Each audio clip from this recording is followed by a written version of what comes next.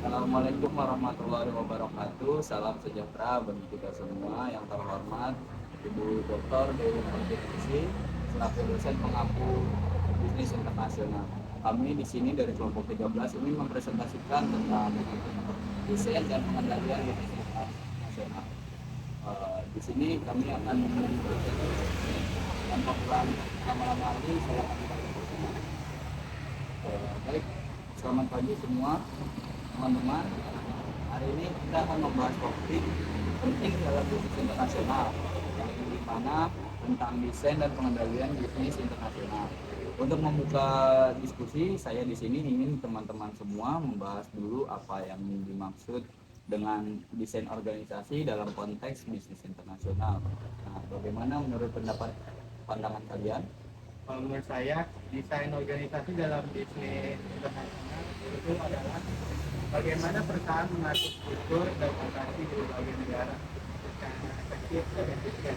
Karena bisnis internasional melibatkan banyak negara dan pasar yang berbeda-beda.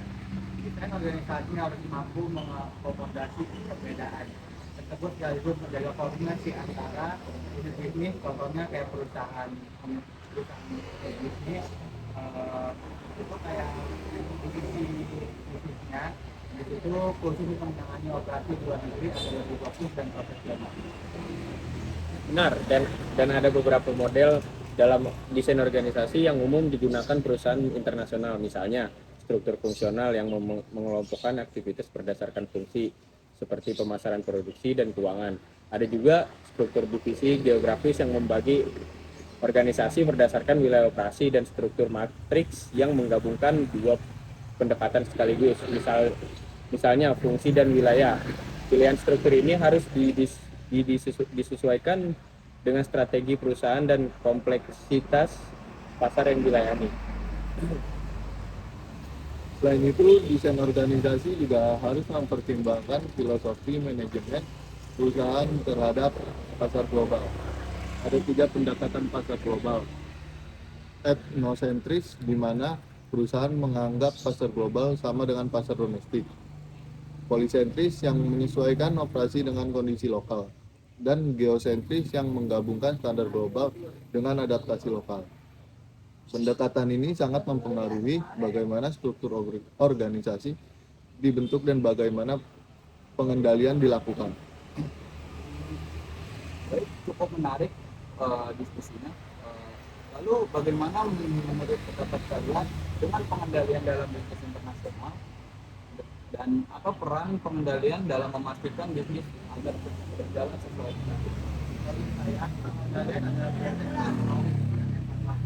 yang untuk memastikan tujuan perusahaan tercapai.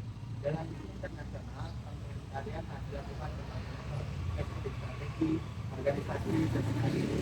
Saya strategi memastikan bahwa strategi global yang dibuat relevan dan efektif. Setelah itu, ada pengendalian organisasi mengawasi struktur dan koordinasi antar unit. Sedangkan pengendalian operasi fokus pada pelaksanaan kegiatan sehari-hari di lapangan. Pengendalian juga sangat penting untuk mengelola resiko yang muncul dari lingkungan internasional yang dinamis seperti perubahan regulasi, fluktualisasi mata uang, dan perbedaan budaya. Sistem pengendalian yang baik memungkinkan perusahaan untuk cepat menyesuaikan diri dan mengambil keputusan yang tepat agar tetap kompetitif. Namun tantangan utama dalam desain dan pengendalian bisnis internasional adalah menemukan keseimbangan antara standarisasi global dan adaptasi lokal. Perusahaan harus berstandarisasi proses untuk efisiensi, tapi juga harus fleksibel agar produk dan layanan sesuai dengan kebutuhan pasar lokal. Ini memerlukan desain organisasi yang mampu mengintegrasikan berbagai keahlian, baik berdasarkan produk, wilayah langganan, maupun fungsi. cukup bagus penjelasan kalian. Selanjutnya bagaimana contoh nyata penerapan desain dan pengendalian ini di dalam perusahaan menurut kalian? Menurut saya, misalkan tuh kayak Benko Excel Economic Book sebuah bank swasta yang mereka atur menyediakan desain divisi internasional yang mengelola cabang-cabang di luar negeri dengan tanggung jawab penuh atas kontribusi. Diskusi ini tuh memungkinkan bank tersebut memiliki spesialisasi dalam mengelola bisnis internasional dan multilateral.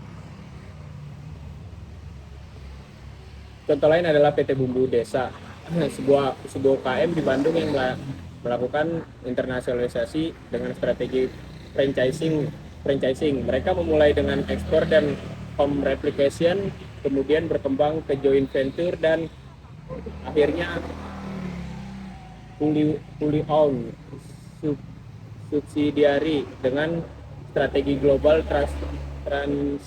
transnasional. Dalam proses ini, desain organisasi mereka juga harus berevolusi mengikuti strategi dan mode masuk pasar yang dipilih. Jadi dapat disimpulkan bahwa desain dan pengendalian organisasi dalam bisnis internasional bukan hanya soal struktur formal, tapi juga soal bagaimana perusahaan mengelola perubahan, budaya, dan strategi agar bisa bersaing di pasar global yang kompleks dan berubah cepat. Baik, terima kasih atas penjelasan dan contoh-contoh dari kalian semua. Dari diskusi ini, menurut saya kita bisa lihat bahwa desain dan pengendalian bisnis internasional merupakan kunci keberhasilan sebuah perusahaan dalam menghadapi tantangan global. Semoga dari diskusi hari ini, materi ini semua dapat bermanfaat untuk pemahaman kita semua. Baik, mungkin cukup sekian video presentasi dari kelompok kami. Kami akhiri. Wassalamualaikum warahmatullahi wabarakatuh.